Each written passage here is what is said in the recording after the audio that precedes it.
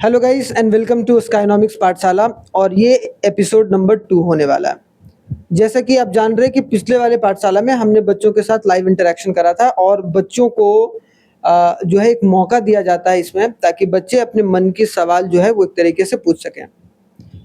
हमारी एकेडमी लगभग 4 सालों से बच्चों को जो है एजुकेट कर रही है और हम लोग उस काम को बहुत ही बेहतरीन तरीके से करते हुए आ रहे हैं। तो आज पहला जो विद्यार्थी या स्टूडेंट हमारे पास या यहाँ पर बैठे हुए हैं वो है अनमोल। और अनमोल सवाल पूछेंगे जो कि इनके मन में कोई भी सवाल होगा और उनके सवाल को जो मैं हूँ वो जवाब देने का कोशिश करूँगा।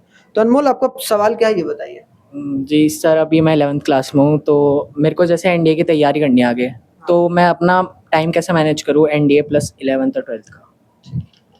ये बहुत सारे बच्चों के मन में डाउट होता है, खास करके जो एनडीए वगैरह की तैयारी करना चाहते हैं, क्योंकि आफ्टर 12th अगर कोई लिक्रेटिव जॉब अगर है तो वो एनडीए है। और साइंस के बच्चों के लिए वो एक बेहतरीन मौका होता है।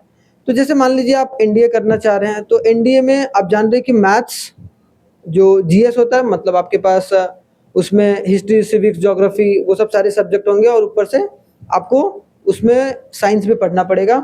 जैसा कि उसमें साइंस जो होता है ना बेसिक लेवल का आता है, science up to class 10th के लेवल तक का आता है। और मैथ्स थोड़ा सा तगड़ा आता है, मतलब मैथ्स थोड़ा सा ठीक ठाक का होना चाहिए, तभी आप एनडीए को क्रैक कर सकते हैं। मतलब अगर आप 11th और 12th के साथ, अभी आप 11th में हो, अभी आपके पास 5-7 महीने 11th का बचा हुआ है, फिर आपके पास 12th पूरा पड़ा हुआ है, तो आप मिनिमम अगर आप टाइम निकाल पाए अगर, तो 1 आवर हर दिन, चाहे कुछ होमवर्क अगर मान लीजिए किसी दिन छूट भी गया तो छूट रहने दो, कोई दिक्कत नहीं है। 1 घंटे अगर आप निकाल पा रहे हो, 1 घंटे निकाल पा रहे हो, और 1 घंटे में आप क्या कर रहे हो, जो एनडीए के सिलेबस है उसके हिसाब से एनडीए को पढ़ रहे हो, तो मैं आपको दावे के साथ कह सकता हूं कि आपका 1.5 साल में एनडीए लगभग प्रिपेयर हो जाएगा। अब आप देखो कि एनडीए में मैथ्स का सिलेबस क्या है। एक बार देख लिया आपने मैथ्स का सिलेबस, अब देखो 11th में कौन सा चैप्टर मिल रहा है, उस चैप्टर को इतना अच्छा कर लो कि आपको दोबारा पढ़ने की जरूरत नहीं, वहां से जो भी क्वेश्चन आएगा you will crack down. Simple सी बात। तो अगर आपको एनडीए में जाना है, उसके लिए भैया सबसे पहले डिसिप्लिन। और अगर आप 1 घंटा भी अपने स्केड्यूल में अगर नहीं निकाल पा रहे हैं तो दिक्कत परेशानी होगा ही होगा। लेकिन आपको उतना ही तवज्जो 11th और 12th को भी देना है, क्योंकि 11th और 12th मान लीजिए कि एनडीए में अगर बाय द वे 1% नहीं हुआ, क्योंकि हम लोग भाई ऐसा नहीं होगा कि सिर्फ हम ये बोलेंगे कि हो जाएगा, वो तो जाएगा। अगर आप उस तरीके का मेहनत करेंगे तो आराम से हो जाएगा, लेकिन हमें दूसरे ऑप्शंस भी जो है वो एक तरीके से खुले होने चाहिए। जैसे कि अगर आपने 11th या 12th में अच्छे मार्क्स लेकर आओगे तो वहाँ पर थोड़ा सा आपका स्कोप जो है वो इंजीनियरिंग वगैरह का खुला हुआ रहेगा। तो आप एनडीए अगर ना भी हो पाए, क्योंकि एनडीए का एग्जाम साल में 2 बार होता है, तो 2 बार होने का मतलब है कि डायरेक्टली अगर एक बार आपने थोड़ा बहुत 19-20 हुआ तो दूसरे बार में आप क्रैक डाउन कर सकते हैं। तो अभी आपके लिए यही सलाह है कि 1 घंटे हर रोज, मतलब चाहे कुछ भी हो जाए, चाहे दुनिया पलट जाए, लेकिन आपका 1 घंटा जो है एनडीए के प्रति आपको हर दिन फोकस करके चलना है। और आप याद रखोगे इसको, जब 5-7 महीने कर लोगे ना, 1-1 घंटे ही करना है। अब कोई भी डाउट हो रहा है तो पूछ लो कि भाई सर ये हम नहीं करा सर, इसमें कोई डाउट हो रहा है, तो वो आप सैटरडे वगैरह को पूछ लेना सर से, कोई दिक्कत ही नहीं है। और खास करके मैथ्स पर ज़्यादा ध्यान दो शुरुआत में, क्योंकि मैथ्स पर ध्यान दोगे, क्योंकि अभी आपका 11th और 12th में आपका इंग्लिश का तो पार्ट थोड़ा बहुत कवर हो जाएगा, लेकिन इंग्लिश वाला पार्ट, क्योंकि ग्रामर वाला पार्ट उसमें ज़्यादा आता है, तो इंग्लिश वाला पार्ट तो आगे भी चलता रहेगा और आपको थोड़ा बहुत आता होगा तो उसमें आप करते जाएंगे। जो साइंस वाला पोर्शन है, साइंस वाला पोर्शन आपने अप टू क्लास 10 तक पढ़ रखा है। अभी जो हायर लेवल का साइंस आ रहा है उसमें थोड़ा बहुत क्वेश्चन आएगा, उससे क्वेश्चन तो ना के बराबर आता है। मैथ्स इसमें सबसे इंपॉर्टेंट है। तो मैथ्स जो है वो आप पहली बात की जब 11th के सारे टॉपिक्स हैं उनको देखिए कि भाई कौन कौन से टॉपिक जो है मेरे इंडिया के सिलेबस से मिल रहे हैं, और उन चैप्टर पर थोड़ा सा ध्यान आपके दिमाग में, जैसे ही वो आगे मैट्रिक्स, यार मैट्रिक्स वहाँ आता है, चलो इसको थोड़ा सा ध्यान से पढ़ते हैं, क्योंकि ये हमारे फ्यूचर से जुड़ा हुआ है। तो जब आप इस तरीके से सोचने लगते हैं ना, और 1 घंटा जब निकालना शुरू करेंगे एक डिसिप्लिन बच्चे के तरीके से, तो फिर आपको कोई भी रोक नहीं सकता है कि आप 12th जाते जाते आप 85% रेडी टू गो रहेंगे। थोड़ा सा आपको ब्रशन अप करना होगा, क्योंकि आप 12th के बाद थोड़ा सा गैप मिलता है 2-3 महीना, 2-3 महीने आपने जीएस का पार्ट पढ़ लिया, ठीक है, इंग्लिश थोड़ा सा रिवाइज कर लिया, मैथ्स आपका तगड़ा हो ही रखा है। क्योंकि 11th और 12th अगर मैथ्स किसी ने सही ढंग से नहीं करा उसको बहुत प्रॉब्लम होता है, फिर से पूरा सिलेबस पढ़ना पड़ता है। और एनडीए में थोड़ा सा अच्छा लेवल का क्वेश्चन पूछता है, सीडीएस लेवल से भी ज़्यादा अच्छा क्वेश्चन वहाँ पूछे जाते हैं। अब सृष्टि अपना सवाल जो है हमारे सामने रखेगी और वहाँ पर एक तरीके से हम उस मतलब उस सवाल का जवाब देने का कोशिश करेंगे, ठीक है? Sir, what is your biggest mistake in life और आपको उससे क्या सीख मिली, आप वो बताइए प्लीज़। जैसा इन्होंने सवाल पूछा, एक अच्छा सवाल है, लाइफ से रिलेटेड है और सभी लोग जो जीवन में कभी भी लाइफ में अगर आप कोई भी चीज़ को डील कर रहे होते हैं, लाइफ अपने आप में एक बहुत बड़ा गेम है, जहाँ पर आप हमेशा ऐसा नहीं होगा कि आप लाइफ में हमेशा खुश रहेंगे। आप लोग के भी जीवन में अभी तो आप लोग छोटे हो, धीरे-धीरे बढ़ोगे, धीरे-धीरे आगे बढ़ोगे, तो आपको कुछ न कुछ परेशानी जो है वो हमेशा आएगा, कुछ खुशी का भी पल आएगा। तो एक बात याद रखना कि कभी भी चाहे कितना भी परेशानी क्यों ना आ जाए या कितना भी जो प्रॉब्लम्स आपके सामने क्यों ना हो, आपको कभी भी घबराना नहीं है। क्योंकि हम लोग माउंटेन ड्यू के प्रचार में भी देखते हैं, जो डर गया वो मर गया, ठीक है? तो डर के आगे जीत है, वहाँ वो ये बोलता है, डर के आगे जीत है। तो हमेशा एक बात याद रखना है कि कभी भी जो है पीछे कदम नहीं लेना है। पीछे कदम कब लेंगे?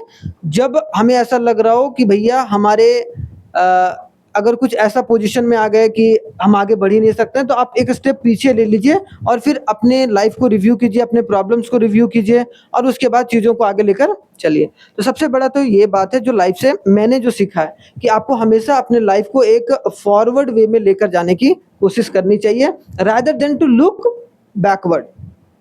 जैसे हम लोग करते हैं ना, आप लोग एग्जाम्पल के तौर पर मैं देता हूँ, जैसे मान लो कि आपका एग्जाम हाफ ईयरली या फिर यूनिट टेस्ट में 30 नंबर में से 10 नंबर आया, ठीक है? अब आप क्या हो गए, थोड़ा सा डिमोटिवेटेड हो गए, डिमोटिवेटेड हो जाते हो कभी कभी। तो इसका मतलब क्या है कि आपको अब जब हाफ ईयरली आएगा तो हमें यूनिट टेस्ट के बारे में नहीं सोचना है। किसके बारे में नहीं सोचना है? यूनिट टेस्ट के बारे में नहीं सोचना है। हमें ये देखना है कि अब मैं आगे आने वाला जो हमारे पास प्रोजेक्ट है, जो हमारे पास एग्जाम्स है, उसको कैसे डील करें, क्योंकि हम पीछे में फंसे रह जाते हैं। जब इंसान पीछे वाली बातों में फंसा रह जाता है ना, तो वो लाइफ में आगे नहीं बढ़ पाता है। तो मैंने हमेशा इस चीज़ को माना है और समझा है कि हमेशा आप आगे के चैलेंजेस के लिए तैयार रहिए, rather than to look backward. जैसा आपने सवाल पूछा कि आपका सबसे बड़ा बिगेस्ट मिस्टेक क्या था? बिगेस्ट मिस्टेक था 12th में साइंस लेना। आज मैं इकोनॉमिक्स का टीचर हूँ या फिर मैं इकोनॉमिक्स को और ह्यूमैनिटीज़ के सब्जेक्ट्स को पढ़ाता हूँ, लेकिन चूंकि मेरा 10th में जो है वो 94% के आसपास आया था। अब मेरा आ गया भाई 94%, तो मेरे आसपास के लोग जो है उन्होंने मेरे को चढ़ा दिया। आज के बच्चों में भी यही होता है। आपको क्या है, या तो मम्मी पापा के प्रेशर में, या तो फिर आप जो है आस पड़ोस या दोस्त के प्रेशर में आप वो सब्जेक्ट चुन लेते हैं अपने 10th और 12th में जो आपको चुनना नहीं चाहिए था। मैं बताकर ये चलना चाहता हूँ कि जितना इम्पोर्टेंट साइंस है उतना ही इम्पोर्टेंट कॉमर्स है और उतना ही इम्पोर्टेंट ह्यूमैनिटीज़ भी है। कोई ऐसा नहीं है कि साइंस बहुत अच्छा है, कॉमर्स बहुत खराब है और ह्यूमैनिटीज़ तो बहुत ही खराब है, ऐसा कुछ नहीं है। तीनों को इक्वल तवज्जो आज के ज़माने में दिया जा रहा है, ठीक है? और तीनों में स्कोप जो है, सब तरफ का स्कोप जो है वो खुला हुआ है। तो जब मैंने 12th में एडमिशन लिया भाई, जब मैं साइंस पढ़ना शुरू किया, साइंस ठीक ठाक ही लगता था। हालांकि मेरा 12th में 74% 75% के आसपास आया था, लेकिन 11th पास करते करते मेरे को समझ में आ गया था भैया ये सब्जेक्ट तो हमारे जो है क्योंकि मेरे को इंटरेस्ट ही नहीं आ रहा था। तो जब मेरे को इंटरेस्ट ही ना आए तो मैं उस सब्जेक्ट को क्यों पकड़ के रखूं, ठीक है? उसके बाद मैंने सोचा कि मैं इंग्लिश में कुछ करूं, तो मैंने ग्रेजुएशन फिर इंग्लिश ऑनर्स से करा, जिसमें मैंने इंग्लिश इसलिए मेरा थोड़ा सा अच्छा है क्योंकि मैंने वहाँ पर बहुत सारे राइटर्स को, विलियम शेक्सपियर को, बहुत सारे बड़े बड़े राइटर्स को हमने वहाँ पर पढ़ने का मौका जो मिला, और मैं किताब बहुत पढ़ता था खासकर ग्रेजुएशन के पीरियड में। तो मेरा एक बिगेस्ट मिस्टेक है कि अगर मैं 11th 12th में अगर मैं कॉमर्स लिया होता तो हो सकता है कि आज मैं सीए होता, ठीक है, एक टीचर ना होता। लेकिन मेरा उसका रिग्रेट नहीं है। क्यों? क्योंकि मैं कभी भी ये मानता हूँ कि कोई भी फैसला सही और गलत तब होता है जब आप उसको मान लेते हो कि वो गलत है। मैंने गलत नहीं बोला। मेरे को भाई साइंस ने भी बहुत कुछ सिखाया, साइंस ने भी बहुत कुछ सिखाया, क्योंकि साइंस से ही तो ये दुनिया चल रहा है। क्या ये दुनिया किससे चल रहा है? साइंस से ही तो चल रहा है। क्या उससे चल रहा है क्या कि एस्ट्रोलॉजी से चल रहा है? जो लोग एस्ट्रोलॉजी से नहीं चल रहा है। इसका मतलब वो मेरा एक बिगेस्ट मिस्टेक था कि मेरे को कॉमर्स लेना चाहिए था। अगर मैं कॉमर्स लेता तो हो सकता है कि मैं और फील्ड को एक्सप्लोर कर पाता, सीए वगैरह में जाता, थोड़ा सा वहाँ पर अपने करियर को और डेवलप कर पाता। हालांकि वो हमने नहीं किया और मैंने चुना कि भाई मेरे को एक शिक्षक बनना है, एज अ मेंटोर काम करना है और एज अ स्टूडेंट हमेशा अपने आप को जिंदा रखना है। स्टूडेंट जब अपने आप को आप बोलते हो ना, इसका मतलब ये है कि आपके अंदर सीखने की ललक है। अगर जिस बच्चे के अंदर सीखना नहीं चाह रहा है ना, मैं हमेशा आप लोगों को बोलता हूँ, टीचर से भर भर के सवाल पूछिए। आप लोग ना ये 5 साल के बाद 10 साल के बाद रिग्रेट करोगे, यार टीचर था यार मेरे सामने, इतना अच्छा टीचर था, फ्रेंडली टीचर था, लेकिन ना मैं सवाल नहीं पूछता था यार। तो वो ना आपको लगेगा यार उस समय ना उल्टे सीधे बातें करते थे हम लोग, कभी मौका मिलता था हम ना एक्चुअल सब्जेक्ट के बारे में जानकारी नहीं हासिल कर पा रहे। अगर आपको ग्रेविटी पढ़ाया जा रहा है तो ग्रेविटी के पूरे तय तक जाइए। अगर आपको कॉमर्स वर्ड पढ़ाया जा रहा है तो कॉमर्स वर्ड क्या होता है वो बताइए सर, इकोनॉमिक्स वर्ड क्या होता है ये बताइए सर, साइंस कैसे डेवलप हो रहा है वो बताइए सर, ह्यूमैनिटीज कैसे डेवलप हो रहा है वो बताइए सर, हिस्ट्री कैसे डेवलप हो रहा है। तो सवाल, मैं हमेशा बोलता हूं, अगर आपको सवाल पूछने की आदत नहीं है ना, तो आप जीवन में सबसे बड़ा मिस्टेक कर रहे हो। जीवन में याद रखना कि सवाल पूछने से कभी भी हिचकिचाना नहीं है। जैसे मैं आज, आपने देखा होगा भाई बहुत सारे बच्चे आते हैं यहाँ पर, सर मेरे ना से सवाल नहीं पूछेंगे सर, मेरे को डर सा लगता है। डर के किस बात का भैया, डर किस बात का है आपको? ऐसा थोड़ा ना कि यहाँ पे पिटाई लगेगा, समझ रहे हो? तो जीवन में कभी भी, अब आप इस छोटा से सवाल से डर रहे हो, तो एग्जाम में तो ऑब्वियसली कि उतने बड़े बड़े सवाल से आपको डर लगेगा ही लगेगा। वो आप उसमें लोनलीनेस में डर रहे हो, यहाँ पर आप सबके सामने डर रहे हो, बस यही फर्क है। डर तो आप रहे हो भैया, बस आप एक्सेप्ट नहीं कर रहे हो कि मैं डर रहा हूँ। आपको क्वेश्चन से डर लगने लगेगा, आपको कोई सवाल पूछेगा उसमें डर लगने लगेगा। हमेशा बेझिझक जवाब दीजिए जो भी आपके मन में, अगर नहीं आ रहा है देन यू विल, भाई सर मेरे को ना नहीं आ रहा, I will learn it first then I will tell you the answer. तो आपके अंदर ये होनी चाहिए, ये नहीं सर यार पढ़ने में ना मन सा नहीं लग रहा है। ये जो सबसे गंदा सवाल यही है, ये गंदा जवाब यही है, मन नहीं लग रहा। मन क्या होता है भाई? जो ब्रेन होता है ना, ब्रेन, दिमाग से काम करो। मन तो कभी नहीं बोलता है कि बिस्तर से उठकर हम स्कूल जाएं, बोलता है कभी? भाई बहुत कम। आप देखो जो मन होता है ना, मन आपको कभी नहीं बोलेगा। मतलब क्या हुआ, हम जब आप बिस्तर से उठ रहे होते हैं, जब आप सो के उठ रहे होते हैं, तब अपने मन में आपके पूरे दिन का जो प्लान है वो 5 से 10 मिनट के अंदर बन जाना चाहिए कि मैं इस दिन क्या करने वाला हूँ। चाहे आप छोटे बच्चे हो या बड़े बच्चे हो, कंपटीशन बहुत है भैया।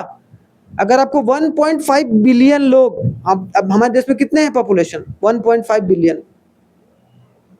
उनमें अगर आपको एग्जाम्पल दिया जाता है, अंबानी का एग्जाम्पल दिया जाता है, अडानी का एग्जाम्पल दिया जाता है, रतन टाटा का एग्जाम्पल दिया जाता है, विराट कोहली का एग्जाम्पल दिया जाता है, सचिन तेंदुलकर का एग्जाम्पल दिया जाता है, धोनी का एग्जाम्पल दिया जाता है, कुछ ही तो गिने चुने लोग हैं। कितने लोग हैं जिनके बारे में आप समझ पा रहे हैं? भाई 1.5 बिलियन लोगों में से कुछ रिश्तेदार को आप जान रहे होंगे और कुछ आप फेमस खिलाड़ियों को जान रहे होंगे या फिर बहुत फेमस पर्सनालिटी को जान रहे होंगे। तो मैंने क्या बोला, सवाल से कभी भी घबराना नहीं है, याद रखना है आपको। और सब्जेक्ट रिलेटेड सवाल टीचरों से पूछना शुरू कीजिए। एक टीचर को अच्छा टीचर बनाने में एक स्टूडेंट का हाथ बहुत होता है, बता रहा हूँ। नहीं तो ना टीचर भी अंदर से, जैसे मान लो ना मैं क्लास में पढ़ा रहा हूँ, मान लो, और बच्चा ना सिर्फ सुन रहा है मेरी बातों को, सवाल नहीं पूछ रहा है। मेरे को लगा यार मैंने जो पढ़ा रहा हूँ ना वो सही पढ़ा रहा हूँ, तो मेरे अंदर ना, जो मेरे माइंड में भी, सबकॉन्शियस माइंड में अगर कुछ बैठा हुआ ना, तो वो मेरा बाहर नहीं आ पाएगा। लेकिन जब काउंटर सवाल होता है तब मैं सोचने पर मजबूर हो जाते हैं, या मेरा माइंड सोचने पर मजबूर हो जाएगा। तो फिर वो टीचर अलग एंगल से सोचकर बताएगा, या अगले बार से अगर मान लो कि भाई एक टीचर भी तो अटकता है कहीं ना कहीं, मान लो कि कोई जवाब जो है वो नहीं आ रहा, तो वो बोलेगा भाई, या वो बोलेंगे क्या कि मैं अगले दिन आपको सही से इसको एक्सप्लेन करके बताऊंगा। तो ये आने वाले आप लोग फ्यूचर हो, और फ्यूचर हो तो आपकी ये जवाबदेही बनती है, या आपका ये एक अंदर से क्या। आपका नेक्स्ट सवाल क्या है? आज का सवाल, आज का सवाल क्या है आपके पास, ये बताइए। Sir, if in a class few students are laughing at someone and the teacher without stopping them laughs at him too, so what do you do? इसने बहुत अच्छा सवाल पूछा। ये बोला कि भाई इफ टीचर जो है वो भी इन्वॉल्व हो रहे हैं एक बच्चे के साथ, ठीक है, अगर एक बच्चे को एक बच्चे का मजाक उड़ाया जा रहा है क्लास में, और अगर टीचर्स भी साथ में उस बच्चे का मजाक उड़ा रहे हैं जिसको सारे बच्चे एक तरीके से मजाक उड़ा रहे हैं, तब क्या ये सही है या गलत है, ये आप पूछना चाह रहे हो, है कि नहीं? तो देखो, ये तो बिल्कुल गलत है कि अगर कोई बच्चे का अगर मजाक उड़ाया जा रहा है और एक गार्डियन के रूप में एक टीचर सामने है, ठीक है, और कोई ऐसी बात है, मजाक इन द सेंस किस हिसाब से अगर उड़ाया जा रहा है, क्या उनको एक तरीके से उनके पढ़ाई को लेकर बुलाया जा रहा है, या फिर क्या उनको अलग तरीके से ट्रीट किया जा रहा है कि भाई वो मान लो कि मैम उनको अलग से ट्रीट कर रही हैं और सब लोगों को अच्छे से ट्रीट कर रही हैं, उसको गलत तरीके से ट्रीट कर रहे हैं, बच्चे उसका मजाक उड़ा रहे हैं और टीचर्स भी साथ में इन्वॉल्व हो रहे हैं। तो नहीं, एक अच्छे टीचर को ऐसा नहीं करना चाहिए। अगर ऐसा हो रहा है तो you should complain the higher authority. आपको हायर अथॉरिटी को कंप्लेन करना चाहिए, जैसे कि आप प्रिंसिपल मैडम को कंप्लेन कर सकते हैं अगर आपको ऐसा फील हो रहा है, क्योंकि एज ए स्टूडेंट आपको अगर ऐसा फील हो रहा है कि यार मेरे को ना टीचर और स्टूडेंट जो है नीचा दिखाने की कोशिश कर रहे हैं, हो सकता है, क्योंकि आपको अपने राइट्स के बारे में पता होना चाहिए कि अगर मेरे को या मेरा मोरल डाउन करने के लिए अगर टीचर और स्टूडेंट जो है एक साथ मिल गए हैं, तो ये थोड़ा सा नेगेटिव एस्पेक्ट लगता है, ये टीचर को नहीं करना चाहिए। अगर ऐसा है तो you should immediately complain the higher authority, means a principal madam, and उनको जाके बोलिए कि मैम या सर कि ऐसी ऐसी बातें हो रही हैं। तो उन पर हो सकता है कि मैडम जो है वो कैमरा वगैरह तो लगा होगा, तो उसके थ्रू जो एक्शन लेने का कोशिश वो उन टीचर के मतलब टीचर के खिलाफ जो है वो लिया जा सकता है। ठीक है, तो अगले बार आप क्या करेंगे कि हायर अथॉरिटी को बोलूंगा, प्रिंसिपल। हायर अथॉरिटी को बोलना है तुरंत, तुरंत मतलब जब ब्रेक हो गया तब, या फिर मैम से कि मैम मेरे को ना अच्छा नहीं लग रहा है सारे, या फिर आप वहाँ पर ये भी काम कर सकते हैं कि मैम मेरे को ना अच्छा नहीं लग रहा है, सारे बच्चे मेरे ऊपर हंस रहे हैं, आप भी हंस रहे हो, बच्चे भी हंस रहे हैं। तो आप डायरेक्टली, आपको फियर करने की कोई जरूरत नहीं है। आपको किस बात का डर है? आपने गलत तो नहीं किया ना कुछ। आप मान लो कि आपका कोई सवाल नहीं हो पाया, कुछ आपसे पूछा गया, टीचर्स ने कोई पूछा, आपसे जवाब नहीं मिला, तो सारे बच्चे हंसने लगे, इसको ये भी सवाल नहीं आता, इसको ये भी सवाल नहीं आता। तो अगर ऐसा कुछ है तो फिर आप तुरंत मैडम को तुरंत बोल सकते हैं, कोई दिक्कत नहीं है कि ma'am I am not feeling well और मेरे को अच्छा नहीं लग रहा है कि बच्चे मेरे ऊपर हंस रहे हैं, ठीक है। लेकिन कभी कभी इसको बच्चा कैजुअल रूप में भी ले लेता है कि यार बच्चे मेरे ऊपर हंस रहे हैं, अब मैं ना कुछ करके दिखाऊंगा, समझ रहे हो, अब मैं कुछ करके दिखाऊंगा कि अगले बार हंसने का मौका भी नहीं दूंगा। तो दूसरा एंगल ये हो सकता है, लेकिन सबसे पहले आप टीचर से बात करेंगे और हायर अथॉरिटी से बात करेंगे, ठीक है, कोई दिक्कत। चलिए, थैंक यू वेरी मच आपका ये सवाल पूछने के लिए। अब जो नेक्स्ट स्टूडेंट हैं जो सवाल अपना लेकर आ रही हैं वो है इल्मा। अब इल्मा सवाल पूछेंगी। आप कौन से क्लास में हो? आप 7th क्लास में हो, आपका नाम इल्मा है, ठीक है। आपका सवाल क्या है बताइए। सर मेरा सवाल ये है कि बच्चों को एग्जाम के टाइम पे बहुत स्ट्रेस हो जाता है और वो पढ़ नहीं बच्चों पाते को कि हैं। आपको ये बताइए। सर मोस्टली तो बच्चों को ही होता है। मतलब आपको होता है? Yes sir. ये मैं सवाल जानना चाहता हूँ क्योंकि ताकि मैं आपको रिलेट करके बता सकूंगा, ठीक है। अब जैसे कि इल्मा जी ने पूछा, भैया देखिए इल्मा जी बोल रहा हूँ मैं, क्यों बोल रहा हूँ, क्योंकि सवाल पूछने का करेज और हिम्मत सब में नहीं होता, ये कड़वी सच है। जो पूछ पा रहा है इसका मतलब कहीं ना कहीं वो आपसे एक स्टेप आगे है, ये याद रखना। हमेशा एक स्टेप आगे रहेगा जो सवाल पूछेगा। जो सवाल नहीं पूछेगा, मैंने बार बार ये रिपीट कर रहा हूँ, सवाल पूछना मस्ट है, चाहे सब्जेक्ट से रिलेटेड हो चाहे किसी भी तरीके से हो, ठीक है। तो जैसा कि आपने बोला कि एग्जाम के समय में स्ट्रेस, भाई ये स्ट्रेस जो शब्द है ना वो अपने आप में बहुत वास्ट है। अगर साइकोलॉजी में इसको पढ़ोगे तो स्ट्रेस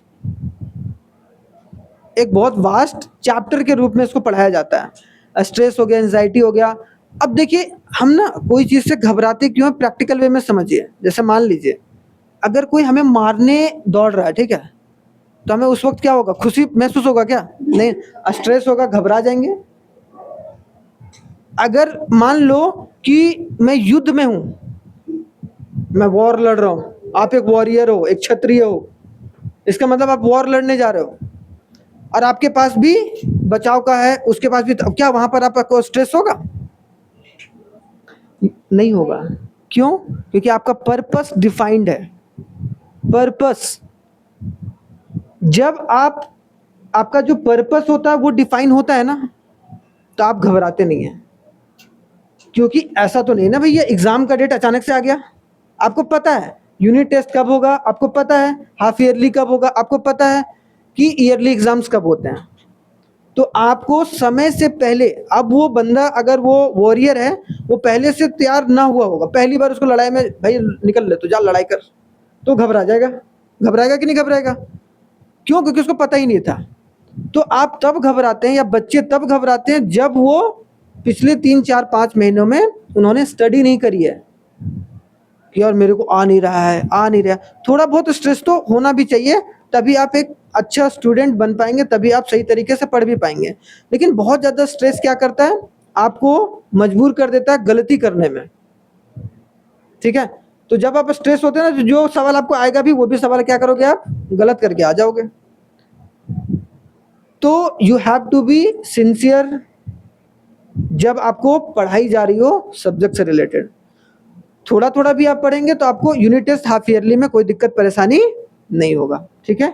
तो थोड़ा थोड़ा करके पढ़ते जाना है, तब आपको स्ट्रेस नहीं होगा।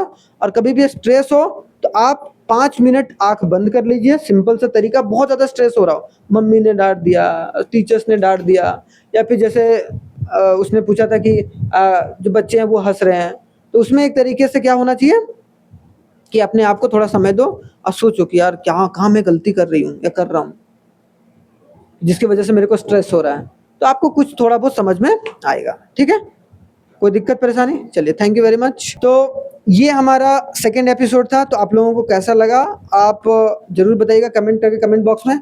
और जब अगर आप ऑनलाइन देख रहे हैं और आपको अगर मान लीजिए कि आपको हिचकिचाहट हो रहा है आपको सवाल पूछने में, तो आप वो सवाल ऑनलाइन कमेंट बॉक्स में भी कमेंट करके पूछ सकते हैं। वो क्वेश्चन को हम लोग नेक्स्ट जो एपिसोड में उसको कवर करने की कोशिश करेंगे। याद रखिएगा, लाइफ बहुत बड़ी है और लाइफ में आपको बहुत कुछ अचीव करना होता है, ठीक है? एक लाइफ एक जर्नी के रूप में लेकर चलिए, ठीक है? और वहाँ पर जो भी सारे बच्चे देख रहे हैं, खास कर अगर थोड़ा बहुत कम नंबर भी आ गया, मार्क्स कम भी आ गया, तो आपको घबराना नहीं है, बल्कि ये सोचना है कि भैया हम जो है अपनी लाइफ को और अच्छे तरीके से कैसे आगे बढ़ा सकते हैं, ठीक है? तो आई होप सो आपको जो है इन सवालों और जवाबों से आपको बहुत कुछ सीखने को मिला होगा। मिलते हैं नेक्स्ट सैटरडे, तब तक के लिए बहुत बहुत धन्यवाद। सैटरडे मतलब सैटरडे डिस्कशन होता है, मंडे आपसे मिलेंगे।